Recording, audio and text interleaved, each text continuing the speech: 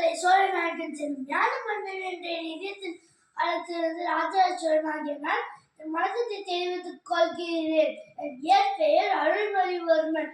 நான் சுந்தர சோழனுக்கு மாணவன் மாதேவிக்கும் மகனாக பிறந்தேன்.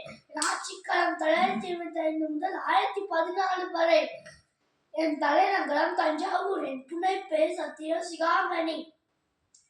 இந்த மண்ணின் பெயரும் நமது முன்னோர்களின் வீரத்தையும் பாராட்டும் வகையில் நாம் பல சாதனைகளை படைத்துள்ளோம். தெற்கே கடல் கடந்து ஈழம் வரையிலும் வடக்கே கலிங்கம் வரையிலும் சோழ நாட்டின் வெற்றி கொடி பறக்கிறது. காணிகள் அளந்து வரிகள் வகுத்தோம்.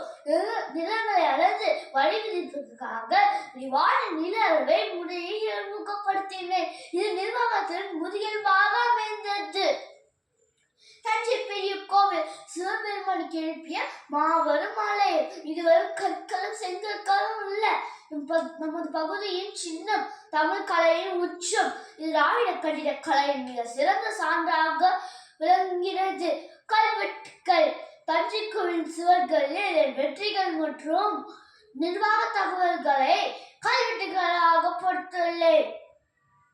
இதன் வரலாற்றை அறிந்து கொள்ள மிக முக்கியமான ஆதாரமாக விளங்குகிறது. கடலணையை வென்ற நமது கப்பற்படை கடல் கடந்து மாலத்தீவுகள் வரை சென்று ஆதிக்கத்தை நிலைநாட்டியுள்ளது. காவிரி நீரின் கருணையால் நாடு செழித்தது.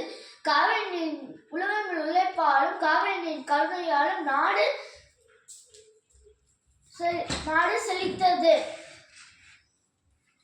என் ஆட்சி காலத்தில் நான் உருவாக்கியவற்றை அனைவரும் ஒற்றுமையுடன் நின்று அவற்றை காத்து சோழ பேரரசின் புகழை உலகறிய செய்வோம். வாழ்க சொன்ன நாடு, வளர நமது புகழ்.